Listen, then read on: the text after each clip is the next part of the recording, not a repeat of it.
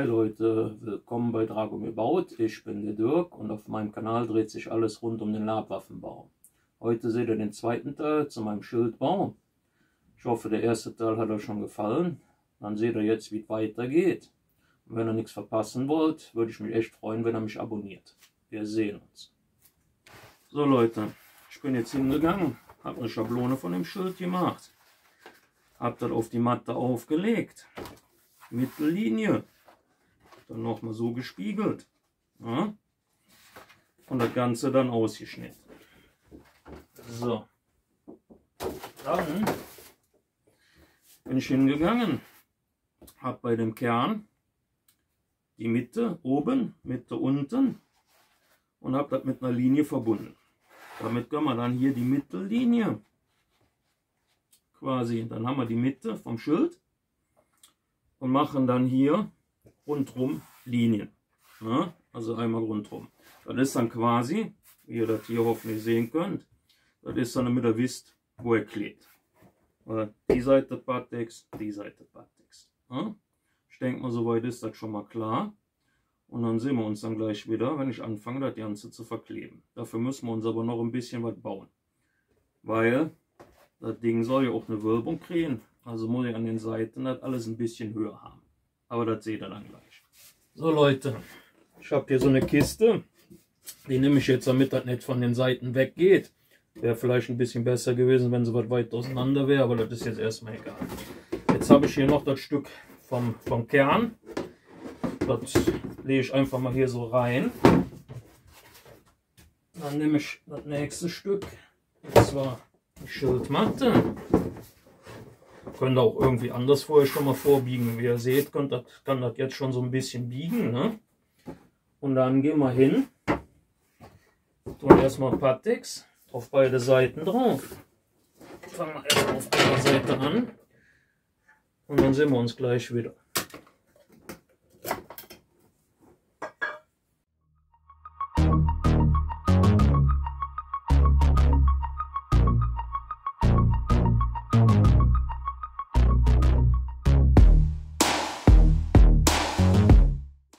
So Leute, das Ganze haben wir jetzt mal antrocknen lassen. Ja, dann gehen wir jetzt hin. Die zwei Teile. Dafür dann hier auch die Linie. Legen wir hier an. Dann gucken wir hier oben auch, dass das Ganze mittig ist. Sieht gut aus. So. Dann nehme ich ein Brett. So ein bisschen hier drauf. Hier oben nehme ich das so ein bisschen bündig. So. Und dann habe ich eine dicke Metallplatte, die ein bisschen was wiegt. Die kommt dann hier auch noch drauf. Und dann müssen wir quasi nur noch die Ränder kleben. So.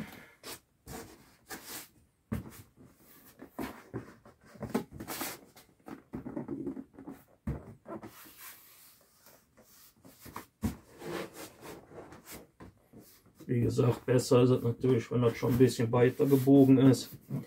Oder beziehungsweise die Bretter was mehr auseinander gewesen wären. Aber ich habe jetzt einfach das genommen, was ich gerade hier so liegen hatte. Also quasi mal wieder so ein bisschen improvisiert.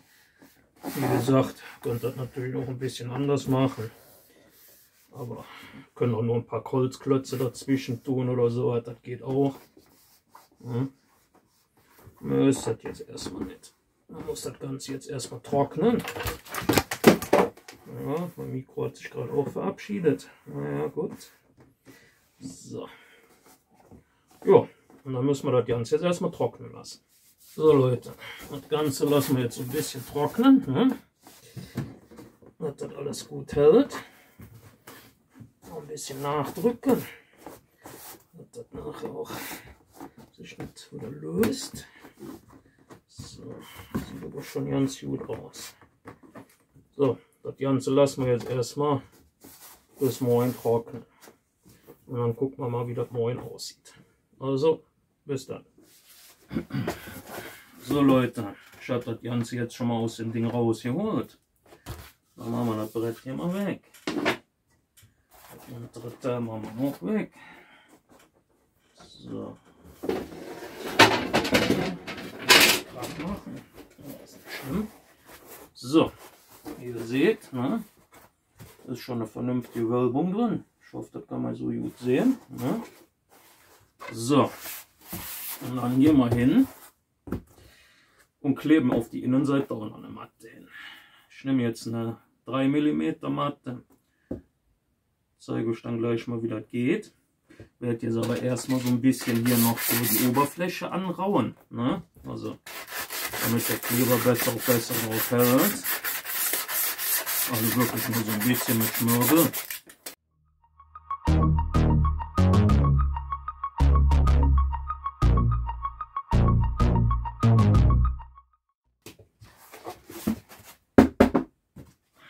So, das Ganze haben wir jetzt soweit angeraut. Na? So Leute, dann gehen wir hin, nehmen uns die Matte.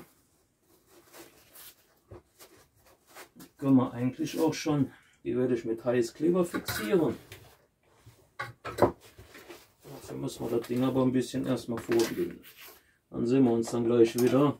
So Leute, jetzt gehen wir hin und fixieren die Matte hier oben am Rand erstmal so ein bisschen, damit die nachher sich nicht mehr verrücken kann.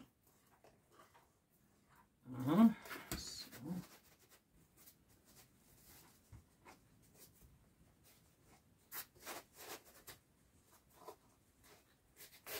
Also hier oben dann bündig, ne? Ich hoffe, das kann man so sehen.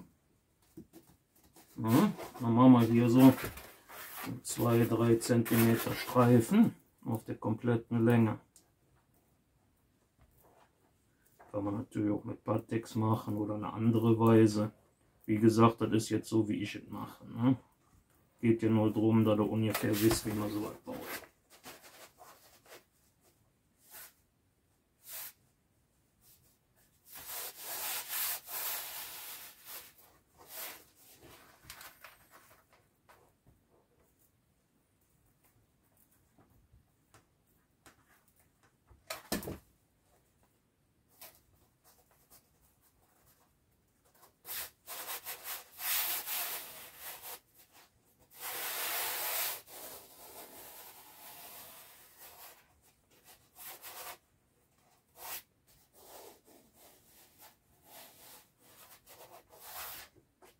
So, dann haben wir hier jetzt schon mal den ersten Streifen dran.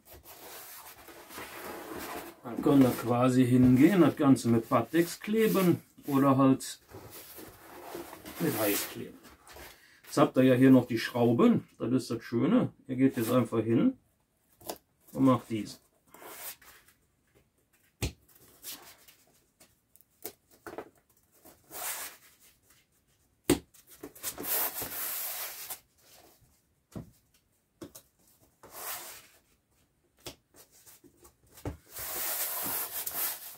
Ich hoffe, das kann man so gut sehen. Ne? Dann habt ihr die Löcher für die Schrauben quasi auch schon mal. Und dann klebt ihr quasi das ganze Teil an der Matte fest. Wie gesagt, könnt ihr mit Pateks machen oder halt mit Heißkleber. Ich mache das jetzt einfach mal mit Heißkleber. Dann sehen wir uns dann gleich wieder, wenn das Ganze dran geklebt ist. Bis später.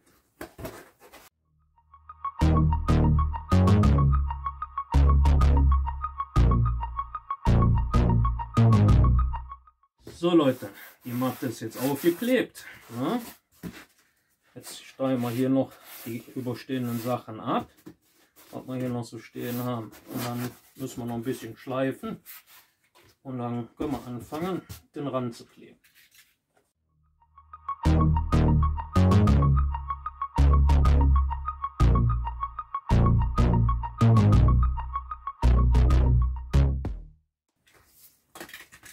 So, jetzt haben wir das Gröbste hier alles schon mal abgeschnitten. So, noch ein paar Stellen, wo ich vielleicht noch ein bisschen nachkleben muss.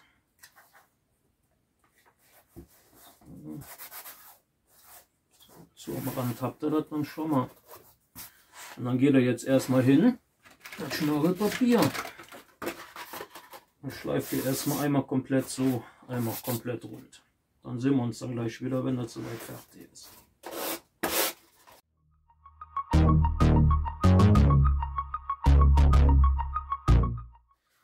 So Leute, die Ränder sind jetzt soweit geschliffen. Ich bin jetzt einmal komplett rund gegangen. Ja.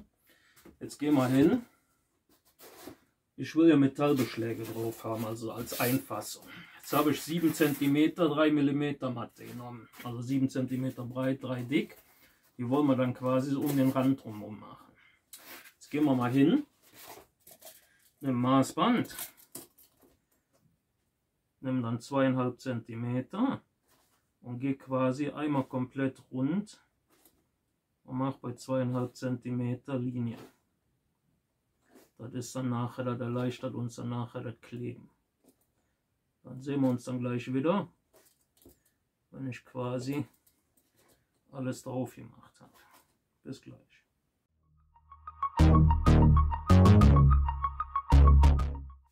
So Leute, ich habe jetzt hier rundherum einmal die Linie gezogen. Ne? Hier unten dann so ein bisschen immer so an den Ecken, damit ihr dann so quasi wisst, wo man die Ecke genau ankommt. Ja. Jetzt gehen wir aber erstmal hin und machen noch so im 45 Grad Winkel so eine kleine Schräge rundherum rein. Keine große, wirklich nur so ein bisschen, dann ist dann quasi, damit dann nachher, wenn er die Matte drauf klebt, das ein bisschen runder wird.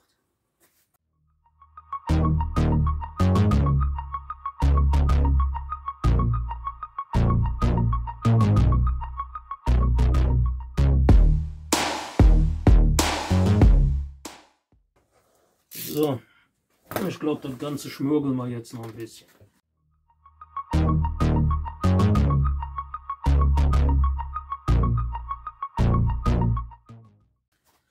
So Leute, das Ganze ist jetzt soweit geschliffen. Jetzt gehen wir hin. Ich habe jetzt ein Stück was gekürzt. Das werden wir dann jetzt erstmal so aufkleben. Egal. So, fangen wir irgendwo an.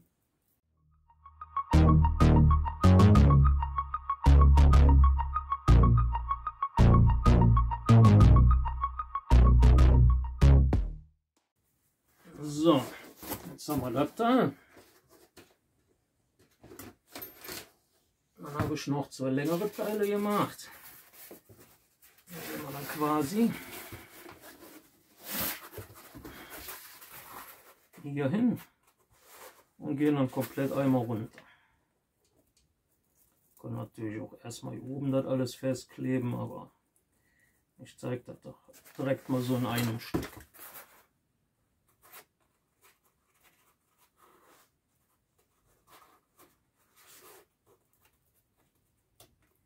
Gucken, dass die Kanten hier schon bündig sind. Ja, also hier.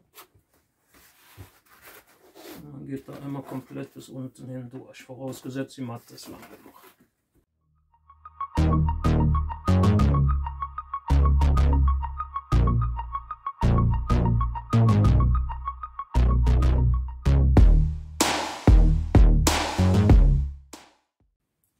So,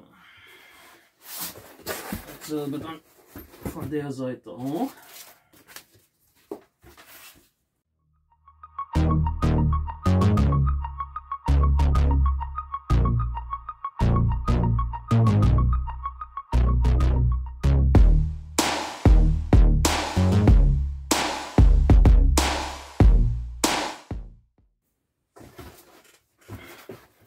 So Leute, die Vorderseite ist jetzt schon mal dran. Ja.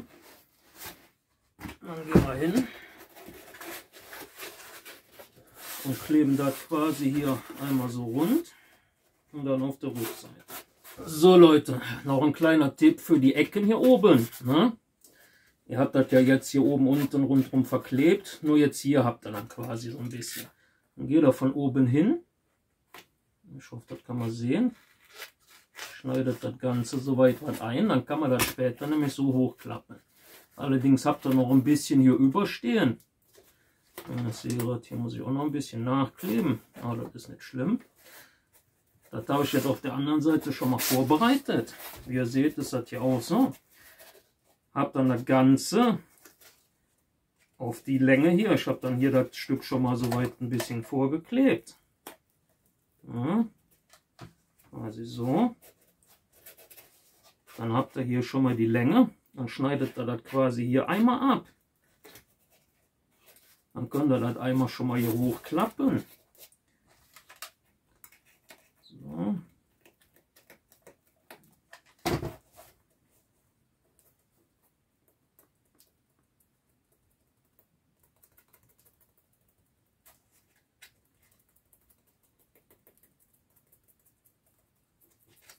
Mal gucken, dass das Ganze gut bündig ist. Dann auch erstmal trocknen lassen, weil ihr das nachher noch ein bisschen was abschneiden müsst. Und dann geht er dann quasi hin,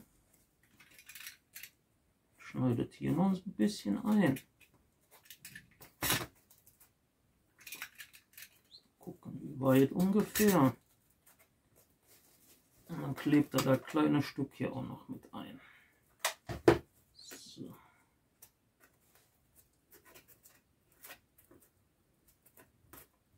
Vorsichtig, dass euch der Finger nicht verbrennt. Und dann geht er einmal rund.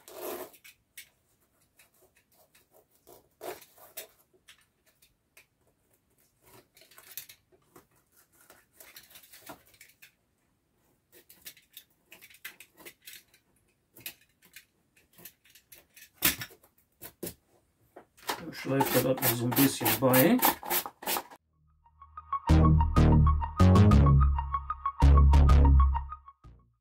So, und schon habt ihr das Ganze hier soweit beigearbeitet, dass das soweit gut ist. Und noch so ein paar kleinere Macken habt, das ist nicht so schlimm, das kann man nachher noch was glätten. Ja, und ein bisschen kann man auch mit der Farbe nachher kaschieren, und dann wisst ihr schon mal, wie ihr hier das soweit rund kriegt. Ja, nur so als kleiner Tipp. So, dann mache ich mal weiter. Ne? Wie ihr sehen könnt, habe ich hier schon mal einmal komplett rund. Ja. Ich gehe dann immer hin, mache dann quasi erstmal das obere Teil, dann quasi das hier, also so, und dann nochmal das restliche Stück, also in den 3 Gängen. Ja. So Leute, den Schild haben wir jetzt soweit geklebt. Ja. Ich hoffe, das kann man so sehen. Ja. Vorne, hinten. Das ist jetzt erstmal der zweite Teil vom Video vom Schildbau. Im nächsten werden wir dann hingehen und das Ganze noch ein bisschen was aufmöbeln hier. Hier hinten kommt noch eine Lederplatte rein. Also hier und hier so runter, damit man dann quasi, wenn die Farbe drauf ist, dass das nicht verschleißt. Wenn man Metallarmschienen oder sowas trägt. Dann wird die Front, machen wir noch quasi ein paar Linien, dass da Bretter werden. Und dann schauen wir mal. Also Leute, die Front soll auf jeden Fall Holz bekommen. Jetzt ist die Frage an euch, soll das Ding noch irgendwie bemalt werden? So ein Weiß, so eine Art Kriegsbemalung oder nicht? Schreibt das unten in die Kommentare, wenn ihr gerne wollt. Wäre interessant zu wissen. Oder wir machen halt einfach nur ganz schlicht in Holzoptik vorne. Ne, mit Metallrand. Also ganz, ganz schlicht. So, dann hoffe ich, der zweite Teil hat euch auch gefallen. Dann sehen wir uns hoffentlich im dritten Teil wieder. Ich würde mich freuen, wenn ihr mich abonniert und ein Like oder Kommentar da lasst. Dann sehen wir uns im dritten Teil. Wir sehen uns.